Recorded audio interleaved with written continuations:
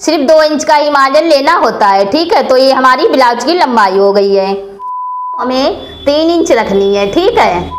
Hello everyone, welcome to my channel. तो आज की इस वीडियो में हम बताएंगे कि किस तरह से पुराने ब्लाउज की नाप लेकर आप नया ब्लाउज बना सकती हैं। तो यहाँ पर आप लोग देख सकते हैं हमारा पुराना ब्लाउज है, तो इसी से हम नाप लेकर आपको दिखाएंगे कि किस तरह से आप पुराने ब्लाउज को नाप लेकर नया ब्लाउज बना सकती हैं। तो चलिए वीडियो को शुरू करते हैं। तो सबसे पहले हम यहाँ पर इसको अच्छे से इस तरह से रख लेना है, ठीक है। इस तरह से आपको भी ब्लाउज को रख लेना है। तो सबसे पहले हमें क्या करना होता है कि ब्लाउज की लंबाई नापनी होती है, ठीक है। तो यहाँ पर हम इंची टेप को कुछ इस तरह से रखेंगे शोल्डर के पास, और यहाँ से जो हमारी बीच वाली जो प्लेट है यहाँ से लंबाई नापनी होती है। तो लंबाई देखिए इसकी आ रही है 12.5 इंच, ठीक है। तो यहाँ पर हमें क्या करना है, 2 इंच का मार्जिन लेना है। तो यहाँ पर आएगा 13.5 इंच, और 1 इंच का और मार्जिन लेंगे तो 14.5 इंच पर हमें ब्लाउज की लंबाई नापनी होती है, ठीक है। और अगर आपके जो ब्लाउज की लंबाई है वो 12 इंच है, तो यहाँ पर आपको क्या करना है, 2 इंच का मार्जिन लेना है। 14 इंच की हमें लंबाई नापनी होती है। और अगर आपके ब्लाउज की लंबाई 13 इंच है तो यहाँ पर आपको 15 इंच लेनी है। सिर्फ 2 इंच का ही मार्जिन लेना होता है, ठीक है। तो ये हमारी ब्लाउज की लंबाई हो गई है। अब हम यहाँ पर क्या करेंगे, सीने की चौड़ाई नापेंगे। तो इस तरह से हमें इसको पकड़ना है और इसको इस तरह से रखेंगे। तो हमें ब्लाउज को खींचना नहीं है, ऐसे ही हम यहाँ पर ब्लाउज की चौड़ाई नापेंगे। तो चौड़ाई हमारी आ रही है 16 इंच, तो यहाँ पर हम 16 को डबल करेंगे तो यहाँ पर आएगा 32 इंच। तो 32 के चौथाई भाग हुए 8 इंच, ठीक है। यहाँ पर 8 इंच हो गए हैं, और यहाँ पर हमें 2 इंच का सिलाई मार्जिन लेना है, ठीक है, आगे की तरफ। तो यहाँ पर हमें क्या करना है, पल्ले की जो चौड़ाई है वो 10 इंच रखनी है, ठीक है।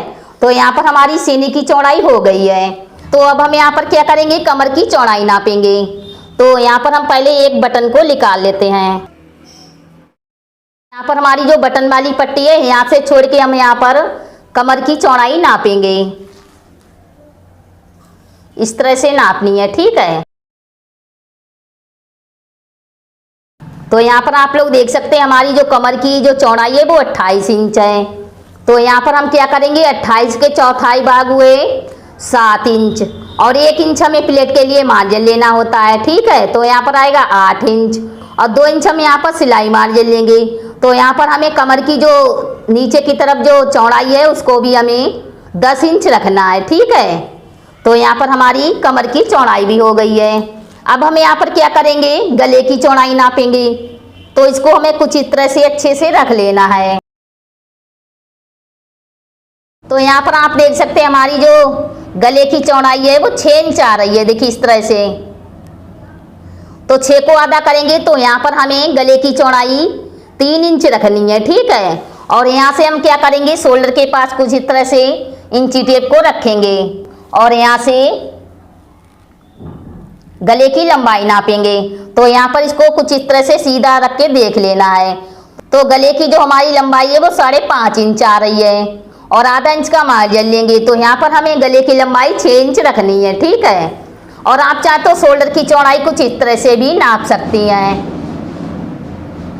इस तरह से, ठीक है। 10 इंच पर आ रही है, और 1 इंच का हमें सिलाई मार्जिन लेना है। अब हम यहाँ पर क्या करेंगे, शोल्डर की चौड़ाई नापेंगे।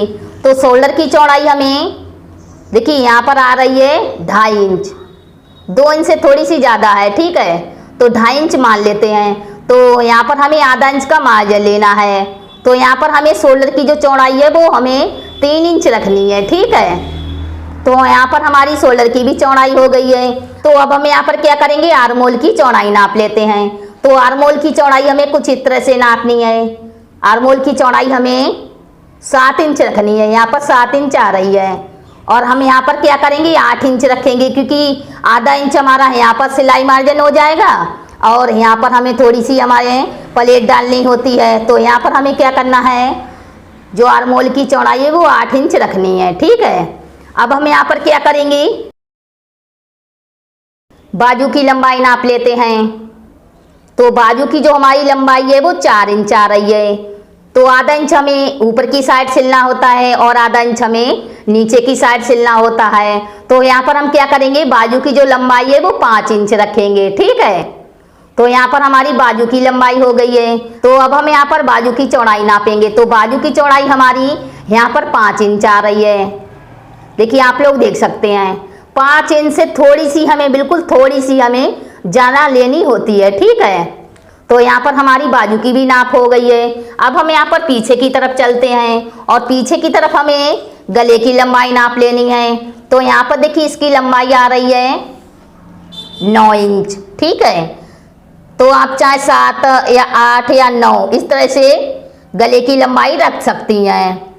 10 इंच तक गले की लंबाई रख सकती हैं, ठीक है। हमारी जो गले की लंबाई है वो 9 इंच है। तो हम यहाँ पर क्या करेंगे, 9.5 इंच पर गले की लंबाई रखनी होती है, ठीक है, क्योंकि आधा इंच हमारा ऊपर की साइड सिलाई मार्जिन हो जाएगा।